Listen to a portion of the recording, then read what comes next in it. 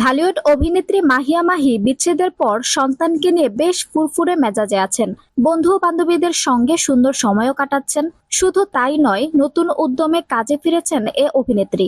এর আগে সিনেমা ছেড়ে রাজনীতিতে নাম লিখিয়েছিলেন মাহিয়া মাহি। এরপর আওয়ামী লীগ সরকারের সবুজ সংকেত পেলেও দর্শক ভোটে পড়ে রেড সিগন্যাল, অর্থাৎ বিপুল ভোটে পরাজিত হন এ অভিনেত্রী। এ পর্যায়ের পর আবারও সিনেমার কাজে ফেরার ঘোষণা দেন তিনি।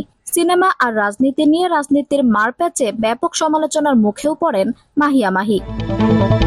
এর আগে সামাজিক মাধ্যম ফেসবুকে তেমন সরব দেখা না গেলেও ফের সরব হয়েছেন এ অভিনেত্রী। প্রায় সময় নানা ইস্যুতে ফেসবুকে নানা পোস্ট দিয়ে থাকেন তিনি। কিছুদিন আগেও দুটি নাচের ভিডিও দিয়ে বেশ সাড়া ফেলে দিয়েছিলেন মাহি।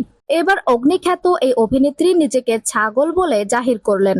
শনিবার 5 আগস্ট সামাজিক যোগাযোগ মাধ্যমে একটি পোস্ট দিয়ে মাহিয়া মাহি লিখেছেন, ফাইনালি আমি বুঝতে পারছি গাইস, আমি যে একটা ছাগল এবং এবার আমি মানুষ হব ইনশাল্লাহ।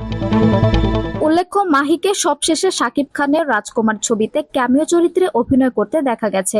এরপর অভিনয় নিয়ে ব্যস্ততা না থাকলেও মডেলিং এর সময় দেন তিনি। কয়েকদিন পর পর বিভিন্ন সাজে দেখা মেলে এ অভিনেত্রীকে।